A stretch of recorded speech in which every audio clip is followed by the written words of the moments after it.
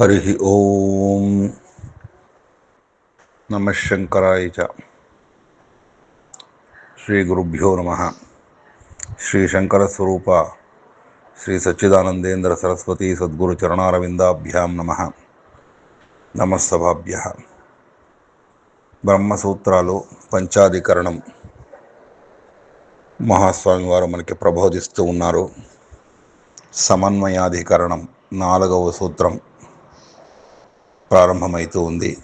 ఇక్కడ ముఖ్యంగా పూర్వమీమాంస శాస్త్రం యొక్క యుక్తులని వారు చెప్పేటువంటి విధానాన్ని ఖండిస్తారు. ఎందుకంటే వాళ్ళు ఈ పరినిష్ఠిత వస్తువుని బోధించే వాక్యములే లేదు, అది ప్రయోజనము లేదు, విధి నిషేధం ఈ రెండే వేదానికి ముఖ్యంగా అధ్యయన విషయము. విధి ప్రతిషేధ పరంగానే ఉంటుంది. విధి ప్రతిషేధం లేకుండా ఉంటే అది అర్థవాదము. వాడు ఏడుస్తూ ఉన్నాడు అనే ఒక వాక్యం చెప్తే అది ఎలాగా అర్థవాదమో సోరోదీత్ అని, అలాగా అది దీనికి ఏ దానికి సంబంధపడకుండా ఉండేటువంటి వాక్యాలు అవి ఉపనిషద్వాక్యాలు అని వాదిస్తూ ఉంటారు. వాళ్ళని ఖండిస్తూ ఉన్నారు సంపూర్ణంగా. పూర్వపక్ష యుక్తులనంతా నిరాకరిస్తూ ఉంటారు. ఉపనిషద్వాక్యములు బ్రహ్మ వస్తువుని నేరుగా చెప్తూ ఉంది, నీవు అర్థం చేసుకునే నీకు యోగ్యత లేదంతే అంటారు. సమన్వయాధికరణం భాష్యభాగం. కథం పునర్బ్రహ్మణ శాస్త్రప్రమాణకత్వముచ్యతే. మరి బ్రహ్మకు శాస్త్రము ఎలా ప్రమాణమైతూ ఉంది అనేదాన్ని మరి చూపిస్తూ ఉన్నారు. యావత జైమిని సూత్రం ఏముంది? ఆమ్నాయస్య క్రియార్థత్వాత్ ఆనర్థక్యం మతతార్థానాం. అంటే వేదమంతాను శాస్త్రము అనేటువంటిది క్రియని చెప్పేకే వచ్చింది కాబట్టి ఆ క్రియను చెప్పకుండా ఉండేటువంటి వాక్యాలన్నీ వృథా, వ్యర్థము అని దానికి అర్థం. ఇది క్రియాపరత్వం శాస్త్రస్య ప్రదర్శితం. క్రియాపరత్వంగానే ఉంది శాస్త్రం అంతా అని చూపిస్తూ ఉన్నారు వాళ్ళు. అతః వేదాంతానాం ఆనర్థక్యం. ఉపనిషద్వాక్యాలు ఏమీ ప్రయోజనం లేకుండా పోతుంది. ఎందుకు? అక్రియార్థత్వాత్. అక్కడ క్రియ లేదు, అది నిష్క్రియాత్మ బ్రహ్మజ్ఞానము. కర్తృ దేవతాది ప్రకాశనార్థత్వేన వా క్రియా విధిశేషత్వం. క్రియకేముండలా కర్తృ దేవత ఇవన్నీ చెప్తేనే క్రియకు అది విధిశేషత్వం అవుతుంది. ఉపాసనాది క్రియాంతర విధానార్థత్వం వా. ఇంకా ఉపాసన కొరకయ్యన్నా ఉండాలి, లేదు కర్తృదేవతాది ప్రకాశనం చేసే కన్నా వాక్యాలు ఉండాయి. కేవలం వస్తువుని చెప్తుంది అంటే అది ఒప్పుకోనేట్లేదు. నహి పరినిష్ఠిత వస్తు ప్రతిపాదనం సంభవతి. భాష్యంలోనే ఉంది ఈ పదం, పరినిష్ఠిత వస్తువు అని. నహి పరినిష్ఠిత వస్తు ప్రతిపాదనం సంభవతి అంటే సిద్ధ వస్తువు, దాంట్లో ఏ మార్పు చేసేకి లేనటువంటి వస్తుపరంగా ఉంది వేదము అంటే అది మేము ఒప్పుకోనే లేదు. ఎందుకంటే అది కర్తృదేవతాది క్రియలకు ఉపకారకమైనా ఉండాలి, క్రియా విధి శేషానికైనా ఉండాలి, లేదు ఉపాసనా విధికి అంగంగా ఉండాలి. అది లేకుండా పరినిష్ఠిత వస్తువు, సిద్ధ వస్తువు, భూత వస్తువు అంటే మేము ఒప్పుకోనేకి తయారు లేదు. ప్రత్యక్షాది విషయత్వాత్ పరినిష్ఠిత వస్తున. ఇంకా పరినిష్ఠిత వస్తువు అంటే ఏమవుతుంది?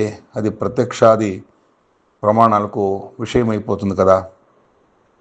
పరినిష్ఠిత వస్తువు ప్రత్యక్షమే మొదలైనటువంటి లౌకిక ప్రమాణాలకే విషయమవుతుంది. ఇంకా శాస్త్రం ఏం చెప్పాలి దాన్ని అని వాడి ఉద్దేశం. రెడీమేడు సిద్ధ వస్తువు ఉంది అంటే అది అందరికీ తెలిసిపోతుంది, ఇంకేమిటి చెప్పే పని ఏముంది? తత్ప్రతిపాదనైచ హేయోపాదేయ రహితే పురుషార్థాభావాత్. ఇంకా దాన్ని ప్రతిపాదన చేసే దాంట్లో తీసుకునేది లేదు, విడిచేది లేదు అన్నప్పుడు ఏం పురుషార్థము? పురుషార్థమే అభావం అయిపోతుంది కదా. అతయేవ సోరోదీత్, తైత్రీయ సంహితలో ఉండేటువంటి వాక్యం సోరోదీత్, వాడు వేడుస్తూ ఉన్నాడు. ఇత్యేవమాదీనాం ఆనర్థక్యం మాభూతిథి. ఆ వాక్యం వృథా అయిపోతుంది, వాడు వేడుస్తూ ఉన్నాడు వాక్యము అంటే. అలా కాదు, అది విధికి అంగంగా చెప్పినారు. విధినా ఏకవాక్యత్వాత్ స్తుత్యర్థేన విధీనాం స్యుః అంటే విధికి అంగంగా విధిని పొగిడేదానికి వచ్చిండేటువంటి సహాయక వాక్యములవి. ఇది స్థావకత్వేన అర్థవత్వం ముక్తం, దానికి తోడు అనేటువంటి అర్థంలో తీసుకోవాలా. మంత్రాణంచ ఇషేత్వ ఇత్యాదీనాం క్రియా తత్సాధనాభిధాయిత్వేన కర్మ సమవాయిత్వం ముక్తం. అంటే ఇషేత్వోర్జేత్వ వాయవస్తో పాయవస్తో అని వస్తుంది కదా విధికి సంహితలో వాక్యాలు. దానివల్ల అటువంటి సంహితా వాక్యాలు ఎలా ఉందో అలాగా విధికి అంగంగా ఉండాల. లేదు విధిని పొగడల్లా. లేదు నేను ఒక దీనికి ఏమి క్షేత్వర్జేత్వ వాయవస్తు పాయవస్తు అంటే నేను ఒక నాకు శక్తి అభివృద్ధి అయ్యేదానికి, నాకు బలం వచ్చే దానికోసం నేను కత్తిరిస్తూ ఉన్నాను అనే మంత్రభాగాలు అవి. అవన్నీ యజ్ఞానికి ఉపయోగమయ్యేటువంటి భాగాలు. యజ్ఞస్య ఘోషదశి ప్రత్యష్టకం ప్రత్యక్ష అరాతయ చేయమద దిషణ అని వస్తుంది. ఈ మంత్రాలు క్రియని దానికి సాధనంగా చెప్పేదాని నుంచి కర్మకు సంబంధపడింది అని ఆ మీమాంసలో చెప్పబడుతూ ఉంది. కాబట్టి ఇటువంటి వాదము పూర్వపక్షాన్ని వాళ్ళు తీస్తూ ఉన్నారు. ఇత్యాదీనాం క్రియా తత్సాధనాభిధాయిత్వేన కర్మ సమవాయిత్వం ముక్తం న క్వచిదపి వేదవాక్యానాం విధి సంస్పర్శమంతరేణ అర్థవత్తా దృష్ట ఉపపన్నవా. ఎక్కడ కూడాను వేదవాక్యాలు విధి సంస్పర్శం లేకుండా ఉండేటువంటిది కనిపించలేదు. ఏదో ఒక క్రియను చెప్తుంది. నచ పరినిష్ఠితే వస్తుస్వరూపే విధి సంభవతి. పరినిష్ఠిత వస్తువులో ఏ విధి కూడాను సంభవించదు.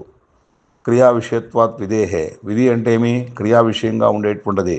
తస్మాత్ కర్మాపేక్షిత కర్తృస్వరూప దేవతాది ప్రకాశనేన క్రియా విధిశేషత్వం వేదాంతానాం.